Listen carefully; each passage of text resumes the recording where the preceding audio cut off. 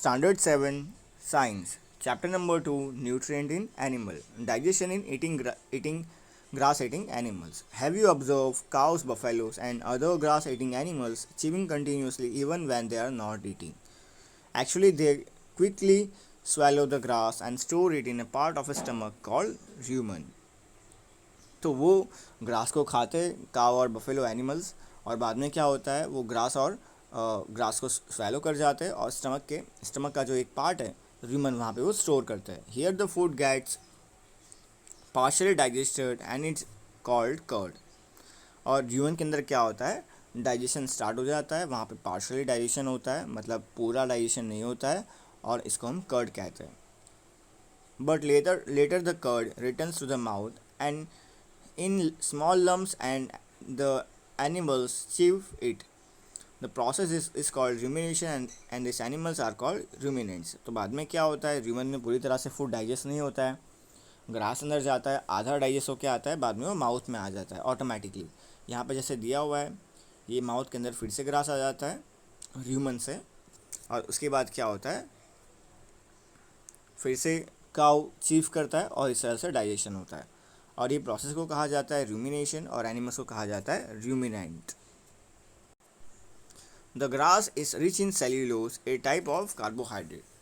तो ग्रास के अंदर सेल्यूलोज बहुत ज़्यादा होता है, कार्बोहाइड्रेट ज़्यादा होता है, और कार्बोहाइड्रेट से क्या मिलता है उन्हें एनर्जी मिलती है. Many animals including humans can not digest cellulose. Ruminants have a large sac-like structure called rumen between the esophagus and the small intestine. देखो यहाँ पे दिया हुआ है स्मॉल इंटेस्टाइन और एसोफेगस के बीच में र्यूमन है जो कि डाइजेशन करता है सेल्यूलोज का. The cellulose of the food is digested by the action of certain bacteria which are not present in humans. तो सेल्यूलोज यहाँ पे डाइजेस्ट किया जाता है कुछ बैक्टीरिया से जो कि हमारे पास नहीं है, उनके पास है. So far you have learned about animals which possess the digestive system. But there are many small organisms which do not have a mouth and a digestive system. How do they acquire and digest food? In a section below you will learn another interesting way of food intake. तो अभी तक हमने ये देखा है ऐसे organism के बारे में जिसके पास माउथ है और स्मॉल इंटेस्टाइन और डाइजेस्टिव सिस्टम है. पर अभी हम ऐसे माइक्रो ऑर्गेनिज्म के बारे में देखेंगे वो फूड कैसे डाइजेस्ट करते हैं. उनके पास माउथ भी नहीं है, ना ही उनके पास स्टमक है, तो भी वो फूड को डाइजेस्ट कर देते हैं. तो कैसे करते हैं, कौन कौन सा माइक्रो ऑर्गेनिज्म है अभी वो देखने वाले. Feeding and digestion in amoeba. Amoeba is a microscopic single cell organism found in a pond water. Amoeba क्या है, एक सिंगल सेल माइक्रो ऑर्गेनिज्म है, बहुत ही छोटा माइक्रो ऑर्गेनिज्म है और वो पॉन्ड में मिलता है. सिंगल सेल का मतलब क्या होता है, हम जैसे मल्टी सेलुलर ऑर्गेनिज्म है वैसे अमीबा सिंगल सेलुलर मतलब सिंगल सेल से बना हुआ है. फिगर 2.10 के अंदर दिया हुआ है. Amoeba have a cell membrane, a rounded dense cellulose and many small bubbles like vacuole.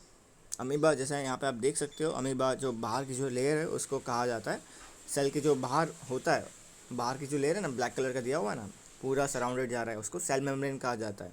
बाद में अंदर देखो दिया हुआ है, अंदर बीच में एक रेड कलर का दिया हुआ है, इसको हम न्यूक्लियस कहते हैं, और उसके आजू बाजू ग्रीन कलर की डॉटेड दिए हुए उसको फूड वैक्यूल कहते हैं.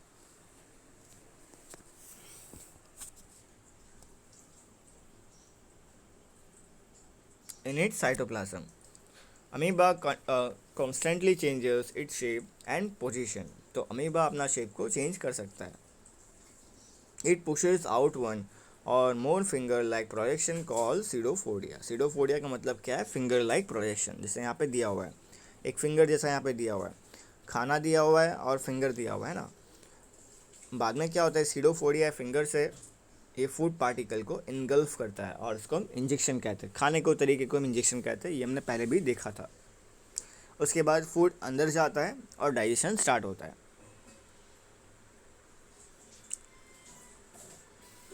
Amoeba it pushes out one और more finger like projection called pseudopodia और falls feed for movement and capture of food. Amoeba feed on some microscopic organism. When it senses food, it pushes out pseudopodia around the food particle and engulfs it. The food become entrapped in a food vacuole. बाद में क्या होता है, food vacuole के अंदर enter करता है और वहीं पे डाइजेशन स्टार्ट होता है फूड वैक्यूल के अंदर.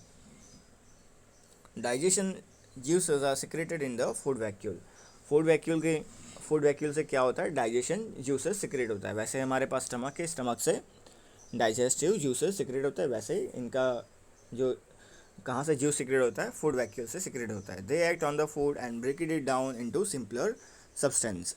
तो बाद में क्या होता है, वो फूड जो कॉम्प्लेक्स मटेरियल से बना हुआ है, कार्बोहाइड्रेट से बना हुआ है एक्सेट्रा, तो वो कॉम्प्लेक्स से सिंपल में बदलना चालू हो जाता है. Gradually, the digested food is absorbed. The absorbed substance are used for growth, maintenance and multiplication. तो बाद में क्या होता है, फूड डाइजेशन होता है, उसके बाद फूड से उन्हें ताकत मिलती है और बाद में और क्या क्या होता है, फूड की मदद से उनका ग्रोथ हो पाता है, मेंटेनेंस हो पाता है, मल्टीप्लिकेशन हो पाता है. ग्रोथ का मतलब क्या होता है, बड़ा होना होता है साइज़ में. मेंटेनेंस का मतलब क्या होता है कि अगर कुछ हुआ हो उनके बॉडी को, तो नुकसान पहुंचा हो तो उसको मेंटेन करना, उसको सही करना. मल्टीप्लिकेशन का मतलब क्या होता है, एक से जनरेशन को आगे बढ़ाना, मतलब एक से 2 अमीबा बनना.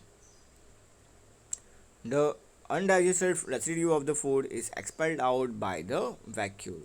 तो वैक्यूल से क्या होता है, जो खाना डाइजेस्ट नहीं हुआ उसको बाहर निकाल दिया जाता है.